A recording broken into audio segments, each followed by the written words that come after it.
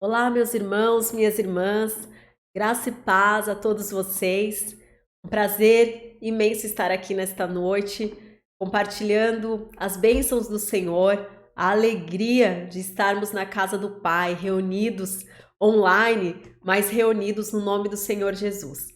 E neste momento, gostaria aqui de relembrar com vocês uma história bíblica, uma real história que muito nos ensina. As crianças já aprendem na escola dominical, esta escola. Nos primeiros anos da fé, a gente aprende sobre essa história que faz o nosso coração assim sentir a graça e a bondade de Deus sobre todos os seres humanos. E essa história ela se encontra lá em 2 Reis, capítulo 5. Isso aí, nós vamos relembrar a história de Naamã. E eu gostaria aqui de ler juntamente com os irmãos esta passagem. Vamos ler porque é uma forma da gente relembrar e dar sequência aqui a essa mensagem. Diz o seguinte: Naamã, comandante do exército do rei da Síria, era muito respeitado e honrado pelo seu senhor, pois por meio dele o Senhor dera vitória à Síria. Mas esse grande guerreiro ficou leproso. Ora, as tropas da Síria haviam atacado Israel e levado cativo uma menina que passou a servir a mulher de Naamã. Um dia ela disse à sua senhora: Se o meu senhor procurasse o profeta que está em Samaria, ele o curaria da lepra. Naamã foi contar ao seu senhor o que a menina israelita dissera. O rei da Síria respondeu: Vá, eu lhe darei uma carta que você entregará ao rei de Israel. Então Naamã partiu, levando consigo 350 quilos de prata, 72 quilos de ouro e 10 mudas de roupa fina. A carta que levou ao rei de Israel dizia: Junto com esta carta estou te enviando o meu oficial Naamã, para que o cures da lepra. Assim que o rei de Israel leu a carta, rasgou suas vestes e disse: Por acaso sou Deus capaz de conceder vida ou morte? Por que este homem me envia alguém para que eu cure da lepra? Vejam como ele procura um motivo para se desentender comigo. Quando Eliseu, o homem de Deus, soube o que o rei de Israel havia rasgado as suas vestes, mandou-lhe esta mensagem: Por que rasgaste tuas vestes? Envia o homem a mim, e ele saberá que há profeta em Israel. Então Naamã foi com seus cavalos e carros e parou à porta da casa de Eliseu. Eliseu enviou um mensageiro para lhe dizer: Vá e lave-se 7 vezes no Rio Jordão. Sua pele será restaurada e você ficará purificado. Mas Naamã ficou indignado e saiu dizendo: Eu estava certo de que ele sairia para me receber e invocaria de pé o nome do Senhor, o seu Deus, e moveria a mão sobre o lugar afetado e me curaria da lepra. Não são os rios Abana e Farfar em Damasco melhores do que todas as águas de Israel? Será que não poderia lavar-me neles e ser purificado? Então foi embora dali furioso. Mas os seus servos lhe disseram: Meu pai, se o profeta lhe tivesse pedido alguma coisa difícil, o Senhor não faria. Quanto mais quando ele apenas lhe diz para que se lave e seja purificado. Assim ele desceu ao Jordão e mergulhou 7 vezes conforme a ordem do homem de Deus. Ele foi purificado e sua pele se tornou como a pele de uma criança. Pois é, a história de Naamã é assim uma história muito conhecida e é uma história realmente muito emocionante. A gente já inicia ali vendo uma menina que foi levada cativa, mas que não perdeu as suas origens, a sua raiz espiritual. Ela não perdeu a sua fé no Deus de Israel. E diante daquilo que parecia impossível, ela apresenta um caminho solucionador. Ela diz: olha, existe um profeta em Israel e Deus é poderoso para curá-lo. Então ela aconselha ali, né, trazendo esse conselho para a esposa de Naamã, para que este homem buscasse o profeta. Naamã era este homem de alta posição e que, olha só, nem sequer foi recebido pelo profeta. Ele apenas recebeu uma ordem dizendo o seguinte: vá para o Jordão e mergulhe lá 7 vezes. E aí fica aquela dúvida: será que Naamã será mesmo sarado? Bom, sim. Na 7ª vez, ele vivencia a cura e ele passa a reconhecer então que o único e verdadeiro Deus é o Deus de Israel.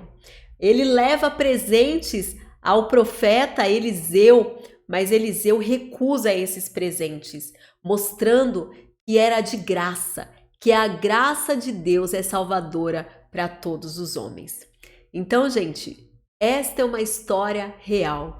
Parece um conto, né? Parece algo que foi criado, mas não. Essa história, ela tem ali a autoria do nosso Deus Todo-Poderoso. E quantos aprendizados a gente poderia extrair desta mensagem? Mas eu gostaria de focar aqui nesta noite sobre um mergulho, né? Um mergulho nestas águas do Jordão. Tudo que nós encontramos no Antigo Testamento, nós sabemos que aponta para a obra salvífica de Cristo Jesus, né? Então, todos os ensinamentos no Antigo Testamento revela quem nós somos, revela quem é o nosso Deus e revela a obra salvadora, o favor de Deus a todos os homens através de Cristo Jesus. E os fatos desta história de Naamã não é diferente. Nós temos aí um homem leproso, né? E a lepra, as chagas, que é uma enfermidade, ela representa também, gente, os nossos pecados. Mas para nos situar aí sobre isso, vocês já ouviram com certeza, né, a respeito da lepra. E a hanseníase, antigamente, era conhecida como lepra. E ela é causada, né, por uma bactéria. É uma doença transmissível e ataca a pele e os nervos. Ela vai progredindo lentamente, tem aí um período de incubação de 3 anos e pode infectar todas as idades. Nós vemos aqui, né, nessas imagens aqui, essa primeira imagem é uma imagem bem real, porque quando a pessoa ela tem essa bactéria, isso começa a deixar a pele sensível, né? E aos poucos vai ali desgastando, corroendo, e ela acaba perdendo realmente os membros do seu corpo. É claro que assim, hoje essa enfermidade ela é tratável, né? Ou existe um tratamento para que não progrida, mas nos tempos bíblicos não existia cura. Então, ter uma enfermidade naquele tempo é inclusive a doença mais mencionada no Antigo Testamento e no Novo Testamento também. Esta enfermidade ela causava assim 3 tipos de exclusão. A exclusão geográfica, porque não poderia ficar junto com as pessoas saudáveis. Essa pessoa ela tinha que se juntar a outros leprosos. Elas ficavam realmente às margens da cidade. Elas ficavam separadas, realmente excluídas. Elas perdiam a sua identidade social. Elas também sofriam a questão social, da exclusão social, porque elas deixavam de se relacionar com seus familiares, com seus amigos, deixavam de exercer a sua profissão. E também elas viviam a exclusão espiritual. Por quê? Porque elas não participavam mais dos ritos, né? Elas não participavam mais dos momentos de sacrifício. Deixavam inclusive de aprender, né? Porque quem iria ali ensinar para elas, levar o conhecimento da Torá, da palavra de Deus.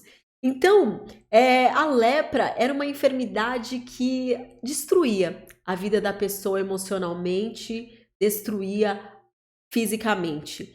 E a lepra espiritual é mencionado, ou melhor, representado pelo pecado, né? Nós temos um homem pecador. Nós somos, de fato, um homem pecador. Assim como a lepra, ela deixa a pele ali insensível, assim como ela deixa um odor horrível, que ninguém quer ficar perto dessa pessoa, ninguém queria ficar perto de uma pessoa leprosa, por isso que ela era excluída também. O pecado, ele realmente deixa em nós essa marca. Vamos pensar, né? exclusão dos propósitos de Deus, o pecado nos separa de Deus. E como poderia um Deus santo, um Deus perfeito, sentir um fedor espiritual que o pecado causa em nós? Então o pecado realmente ele nos deixa insensível à voz de Deus, à consciência da presença de Deus, e como a própria palavra diz, o salário do pecado é a morte. O leproso, quando ele era excluído, ele só ficava imaginando a morte. Era a salvação dele. Era parar de sentir dor, era parar de sentir a dor da rejeição, inclusive. Lembram lá de Romanos 6:23? Porque o salário do pecado é a morte. Mas olha só, gente, é aí que a história vira. Mas o dom gratuito de Deus é a vida eterna por Cristo Jesus. Então, é aí que entra a outra parte da história. Naamã, ele tinha esse destino de exclusão, ele tinha esse destino de esperar pela morte, ele tinha esse destino de rejeição, mas ele fica sabendo de uma solução. Ele fica sabendo que ele pode ser curado destas chagas e ele dá crédito à existência desse profeta. E ele se mostra então disponível a ir ao encontro do profeta. E ele imagina, né, que ele vai chegar ali, o profeta vai vir colocar a mão na cabeça dele e dizer: seja curado. E realmente eu estava pensando, né, lendo essa história, que é assim que acontece. Muitas pessoas imaginam: eu estou com estas chagas, eu estou com este problema, consequências do pecado. A consequência do pecado da natureza humana é a enfermidade, né? São as enfermidades físicas, são as enfermidades emocionais, são as próprias enfermidades causadas socialmente, o desemprego, a miséria, os abalos da vida. E aí muitos dizem: eu vou à igreja, fiquei sabendo que está tendo uma campanha, um propósito, tem um profeta de Deus, tem uma profeta de Deus naquele lugar, e eu vou ir, e vou ser curado, e vou ser tocado, e vou ser restaurado, vou receber uma revelação que vai trazer luz para que eu tome uma decisão. Não é assim? Naamã também pensava que ia ser desse jeito. Mas quando Naamã chega na casa de Eliseu, Eliseu nem recebe ele. Eliseu ouviu o que o Senhor queria que ele falasse a Naamã e ele simplesmente dá um recado. Ele diz: vai no Jordão e mergulhe 7 vezes. Naamã fica revoltado. Ele diz: como assim?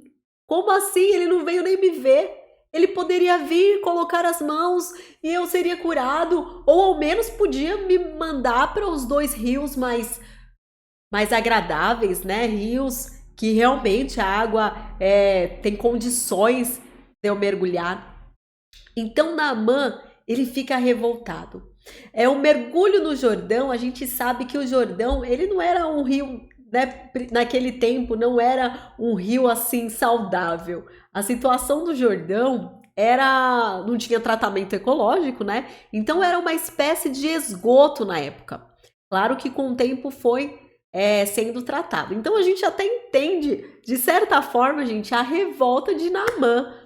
Eu, cheio de lepra, cheio de feridas, ainda ter que mergulhar nessa podridão.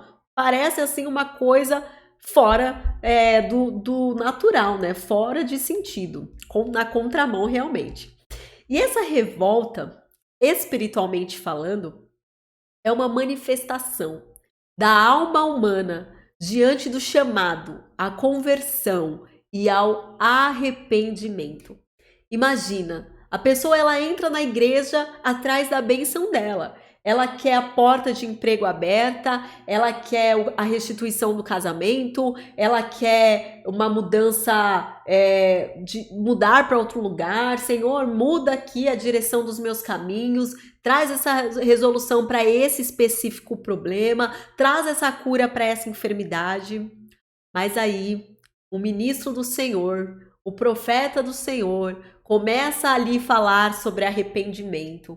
Começa a falar sobre conversão, começa a falar sobre metanoia, começa a falar e a pessoa vai sentindo o peso do pecado, vai sentindo a sujeira de dentro do seu ser. E ela começa a falar: não, eu vim aqui só para buscar a minha cura, eu não vim para ouvir sobre isso, eu não vim para arrependimento, mudança de hábitos, mudança de mente, mudança de direção na vida. Como assim? Não, eu quero ser a mesma pessoa, eu só quero a minha bênção. Aí o Senhor diz: você quer ser totalmente curado? Ou você quer que seja somente uma limpeza na superfície das suas chagas? Ser curado somente na superfície do nosso ser é ser curado somente das coisas terrenas, né? E isso é muito bom, isso é muito bom. É bom você ter a porta aberta, é bom você ser sarado dessa enfermidade física. É claro que o Senhor, ele tem isso para as nossas vidas. Mas se eu desejo morar no céu, o Senhor vai nos mandar para o Jordão primeiro. Ele vai nos indicar o caminho para que nós sejamos primeiramente curados das nossas chagas, chagas estas interiores. E para ser curado, curada das chagas interiores, não tem outro caminho. Nós precisamos mergulhar no Jordão. Mergulhar no Jordão, primeiro, né? Mergulhar tem um sentido de entrar inteiramente. Isso significa a palavra mergulhar. É entrar inteiramente. Significa imersão. E o número 7 na Bíblia tem o significado de totalidade. Então, quando Deus pediu para o profeta, para Naamã mergulhar 7 vezes no Jordão, o Senhor estava falando sobre imersão e sobre totalidade. Gente, isso é tremendo. Porque nós podemos concluir com isso que Deus, ele nos chama para uma conversão total. Uma conversão total não é pela metade, mas é por completo. A história de Naamã nos ensina que a obra que Deus deseja realizar na nossa vida não é uma obra pela metade, mas é uma obra completa. Por isso nós precisamos realmente lançar o nosso ser no Jordão. Não é metade da nossa alma no Jordão, mas é lançar o nosso ser por completo no Jordão. E pensando sobre isso, o Espírito Santo me fez entender que mergulhar no Jordão significa mergulhar na humilhação. Por quê? Porque humildade, essa palavra, né, ela provém da terra, é relativo à terra. E a conversão na vida do ser humano é isso, é mergulhar na humilhação do nosso ser, é reconhecer que nós viemos da terra e do pó da terra nós retornaremos. É reconhecer a fragilidade do nosso ser, é reconhecer que nós precisamos de um Salvador. E eu fiquei pensando, tentando ali imaginar Naamã a cada mergulho. Ele achou que era um toque e ele ia ser curado. Mas não. Quando ele é convidado às águas do Jordão, ele é convidado simbolicamente para o arrependimento. Ele é convidado para reconhecer a fragilidade do seu ser. E ele é convidado a reconhecer que ele precisa de um Salvador. E eu imagino que cada mergulho de Naamã, ele ia tendo o seu ego esmagado. Eu imagino que lágrimas rolaram a cada imersão. A cada imersão ele reconhecia que o seu orgulho não iria salvar, a sua posição social não iria o salvar, que a sua riqueza não iria o salvar, que a sua saúde não iria o salvar. Ele reconhecia que a fama não ia salvar ele, que a sua família, por melhor que fosse, não iria o salvar, que a sua inteligência não iria o salvar, que as armas poderosas dessa terra não iriam o salvar, que o forte exército que o acompanhava não iria o salvar, que o ouro que estava ao seu dispor não iria o salvar. Ele reconheceu que a única esperança de salvação estava na obediência à voz do profeta. E hoje nós entendemos que a nossa salvação está também em mergulhar na totalidade do nosso ser em obediência à voz do profeta João Batista. que João Batista falou? Qual era a mensagem de João Batista? Ele dizia: arrependam-se e convertam-se dos seus maus caminhos, e assim vocês entrarão no reino dos céus. João Batista estava nos convidando a mergulhar no Jordão, a mergulharmos 7 vezes, a mergulharmos com totalidade na humilhação, em reconhecimento de quem nós somos, em reconhecimento da podridão da nossa alma pecaminosa. João Batista nos convidou a chorar pelos nossos pecados, a se arrepender dos nossos pecados. Nós podemos ir na casa do Senhor com o intuito de buscar algumas bênçãos terrenas. Mas quando nós batemos na porta, vem um profeta que diz: vá para o Jordão, mergulhe 7 vezes, reconheça a sua fragilidade, reconheça a sua pecaminosidade e reconheça que você precisa de um Salvador.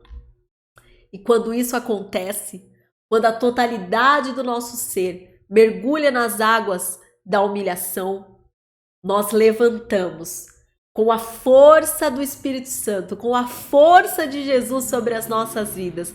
Nós levantamos curados, nós levantamos limpos. Por isso, meu irmão, minha irmã, mergulhe quantas vezes forem necessárias nas águas da humilhação. Ore, chore, clame ao Senhor, porque a obra que o Senhor deseja fazer em nós é completa, mas para isso a gente não pode só mergulhar 3 vezes e falar: aí, ó, ainda continuo sujo. Não, se tá doendo, mergulha mais nas águas da humilhação e você verá a transformação no seu viver. Pode doer e dói pro nosso ego, fere o orgulho só falarem sobre humilhação. Ninguém quer ouvir esse discurso, não é verdade? Mas só assim nós seremos curadas das chagas interiores e nós estaremos perfeitos para nos encontrarmos com Jesus naquele grande dia. Porque naquele grande dia, se estiver chagas em nós, será impossível ver a Deus. Será impossível ver a face do Senhor. Nós teremos que estar como Naamã esteve, com uma pele como criança, como Jesus falou. Aquele que estiver como uma criança entrará no reino dos céus. E quando nós mergulhamos naquele grande dia, nós estaremos com esta pele limpa, nós estaremos livres do pecado. Essa limpeza, ela é constante. Cada dia do nosso viver é um mergulho, mas não desista. A cura, a libertação, você viverá. E qual é o preço disso, gente? Naamã, ele queria pagar depois o profeta por viver algo tão incrível, por viver a libertação, por viver a esperança de novo, por viver novamente. Ele passou a viver novamente. E quando ele foi entregar lá o dinheiro, a riqueza para o profeta Eliseu, o profeta falou: leve toda a sua riqueza. Foi Deus quem o curou. E a palavra do Senhor, ela continua dizendo isso para a gente. Lá em João 1,16 nos diz: e todos nós recebemos também da sua plenitude e graça sobre graça. É isso que nós recebemos. É de graça. Não tem valor, não tem preço a se pagar de nós. Já foi pago, foi um alto preço. Foi o sangue de Cristo, foi a vida do nosso Senhor Jesus. Mas eu e você, nós só precisamos aceitar esse desafio, que é tocar no Jordão, na humilhação do nosso ser, permitir ser confrontado por isso e nos entregar, nos humilhar e permitir que a exaltação do Senhor seja sobre as nossas vidas. Em nome de Jesus, que nós sejamos sarados das chagas do pecado, que nós possamos dia após dia ter este coração que reconhece que do pó viemos e para o pó retornaremos. mas que podemos viver da plenitude do Senhor sobre as nossas vidas, se tão somente reconhecermos que precisamos de um Salvador e nos entregarmos a este Salvador, porque a graça sobre graça já foi liberada sobre as nossas vidas. Que Deus te abençoe, te fortaleça e continue a nos dar esta vitória que vence o mundo, que é a fé. Amém? Fiquem na paz. Um grande abraço a todos vocês.